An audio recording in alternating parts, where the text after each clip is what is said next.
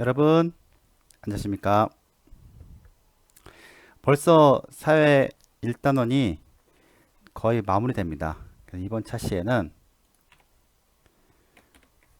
6학년 사회 우리나라의 정치 발전 단원의 그 마무리입니다. 원래 2차시인데 2차시 중에서 마무리가 하도 길어서 선생님이 나름 쪼갰습니다. 그래서 이 단원 마무리를 2차시로 쪼갰습니다. 원래가 교과서가 그렇게 돼 있고요. 설명하려니까 그럴 수밖에 없었습니다. 자, 21차시고요. 교과서는 72에서 74쪽까지입니다. 근데 오늘 선생님이 얘기할 부분은 74쪽까지 맞네요. 원래는 이제 77쪽까지인데 그거를 이제 너무 길어서 선생님 좀 쪼갰습니다. 머리가 흐트러졌네요. 해볼게요. 자, 우리나라인데, 그쵸?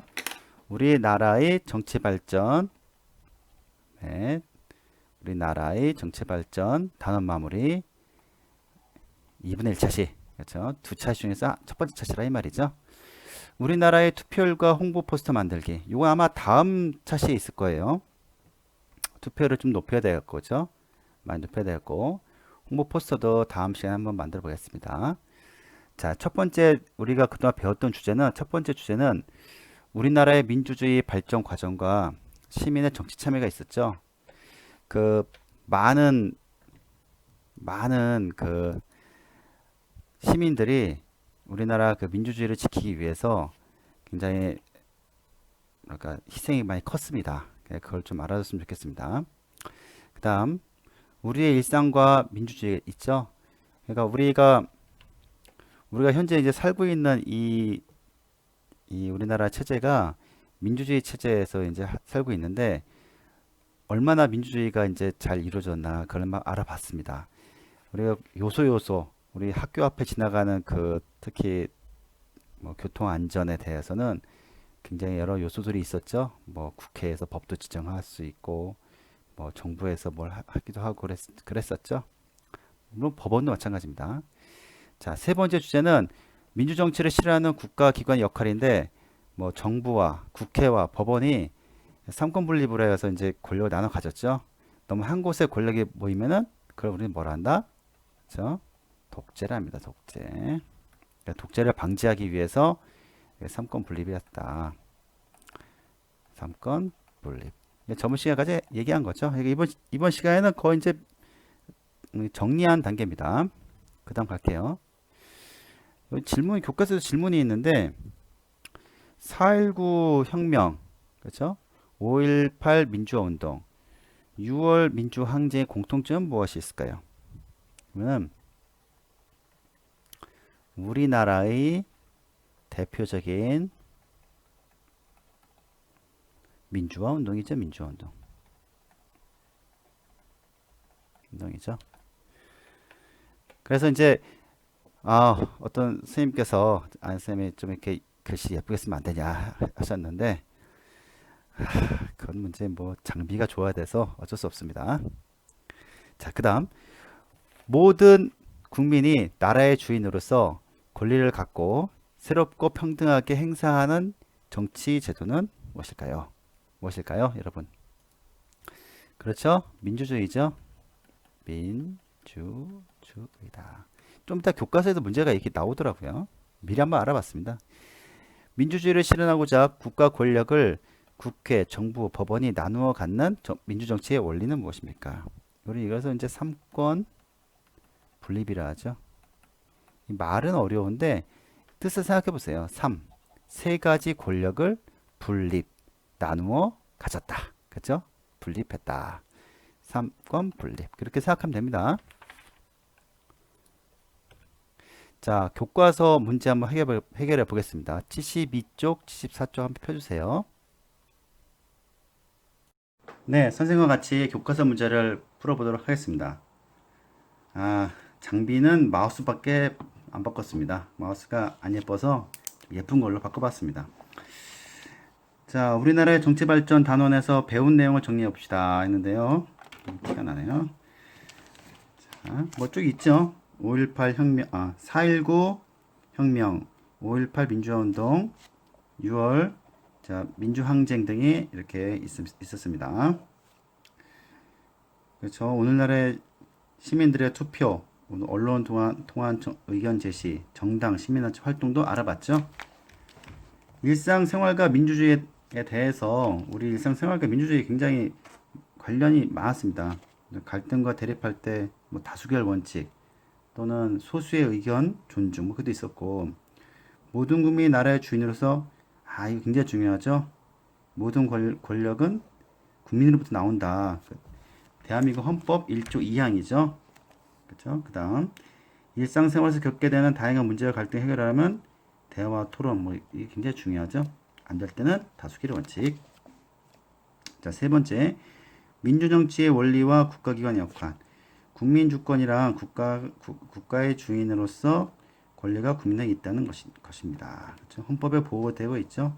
만약에 어떤 법률이 틀렸다고 했을 때 우리는 어디다 얘기를 했죠?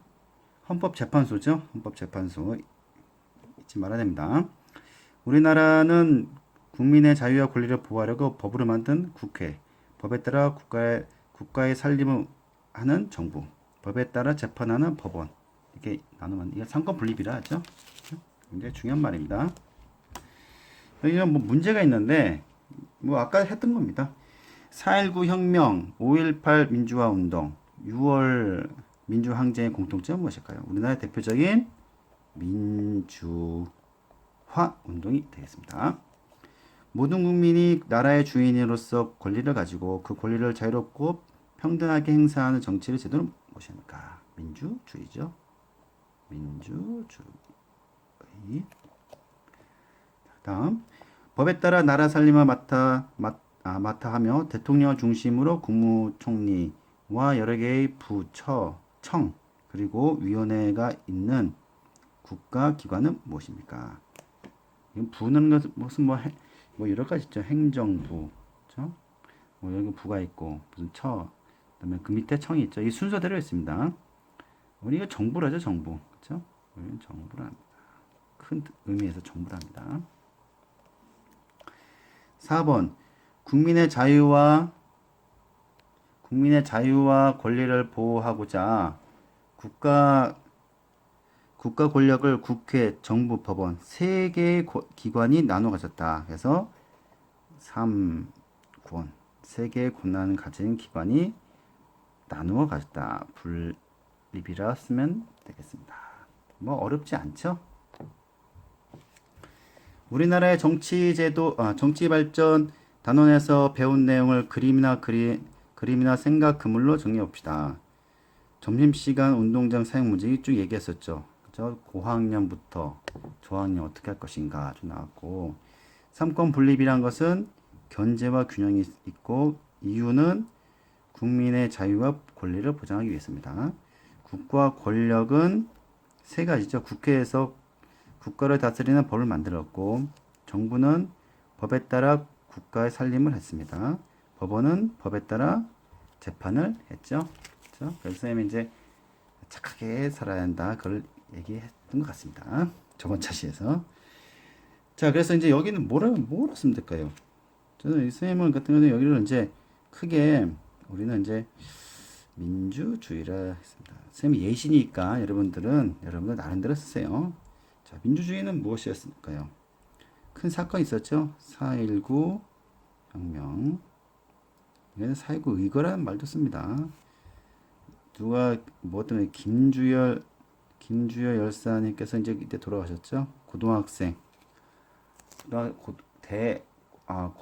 중학교에서 고등학교 올라가는 그 시험을 보고서 집에 못 갔는데 발표 날 때문에 그 선거 날에서 하필 발표 날이었죠. 그래서 그거 기다리고 있다가 하필 그때 부정선거가 있은 바람에 이제 억울하게 죽게 됐죠. 이 학생이 그 데모 시위하다가 난리 났었죠. 그때 그래서 끝내는 이제 대통령이 그 이승만 정권이 무너지는 계기가 됐습니다. 이 학생 억울하게 죽는 바람에요. 그 다음에 시대순 봤을 때 5.18 민주화 운동.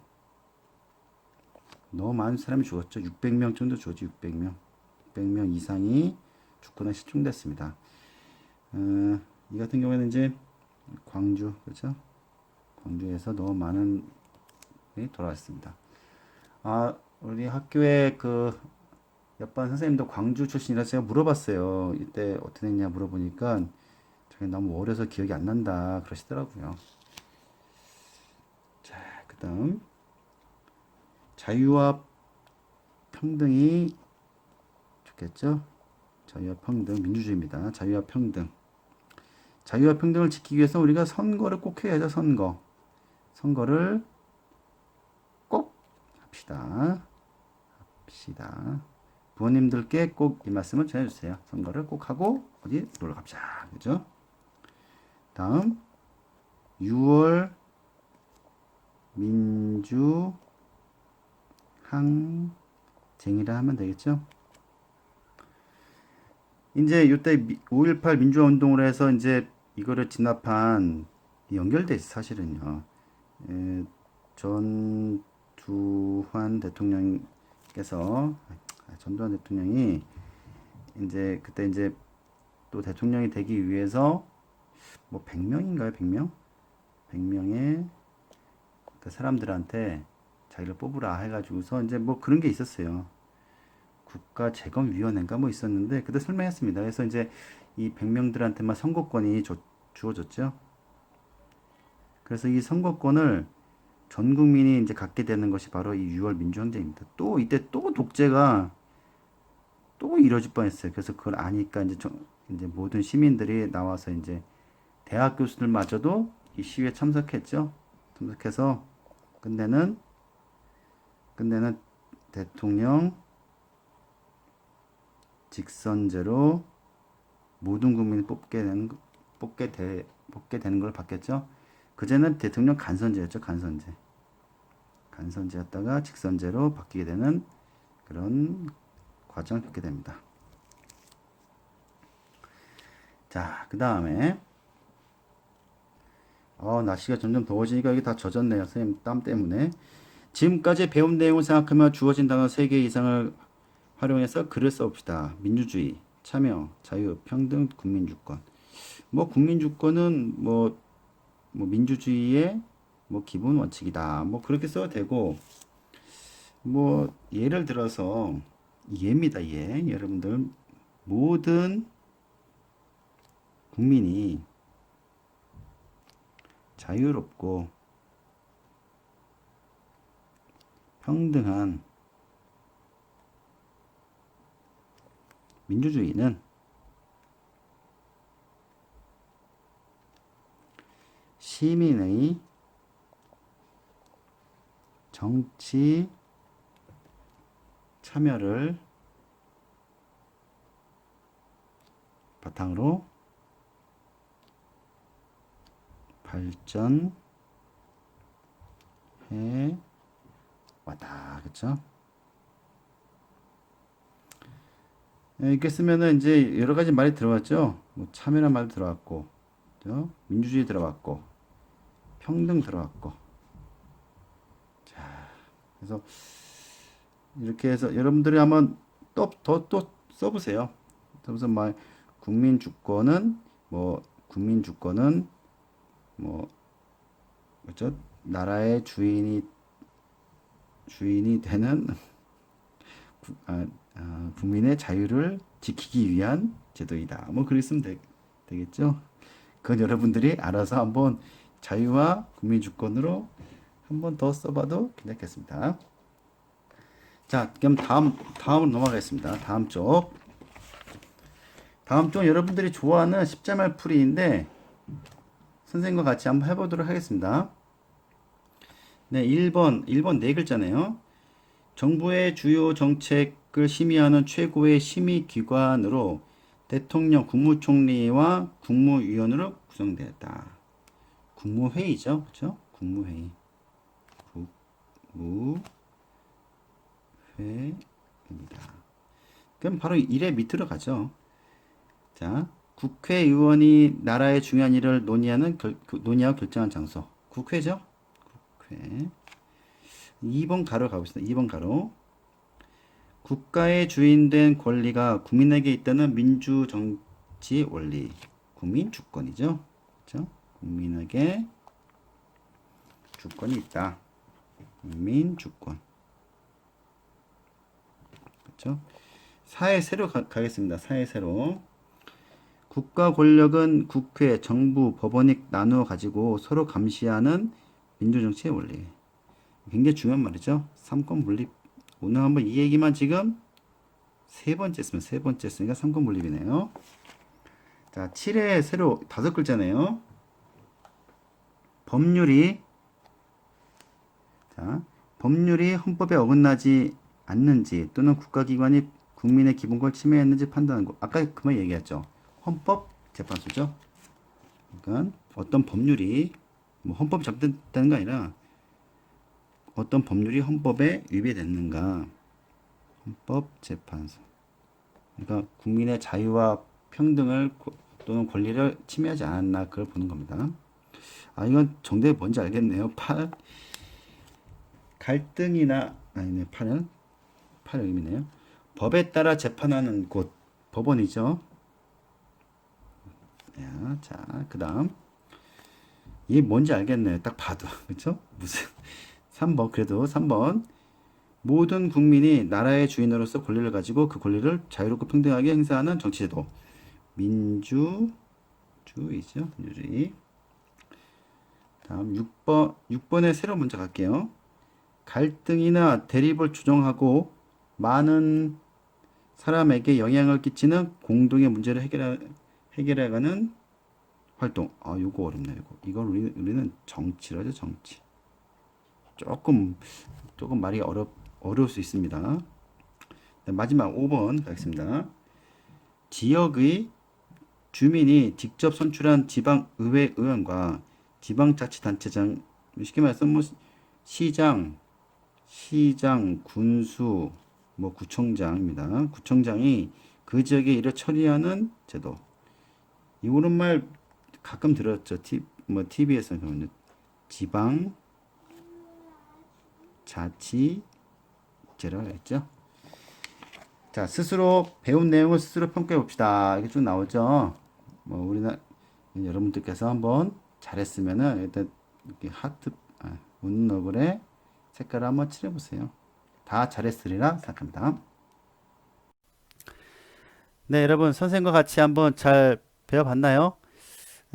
이번 시간은 그 2차 시 중에서 첫 번째 차시고요. 뒤에 내용은 더 있습니다. 더 있는데 쌤이 딱 보아하니까 시간이 오래 걸릴 것 같아서 쌤이 시간을 이렇게 쪼개봤습니다.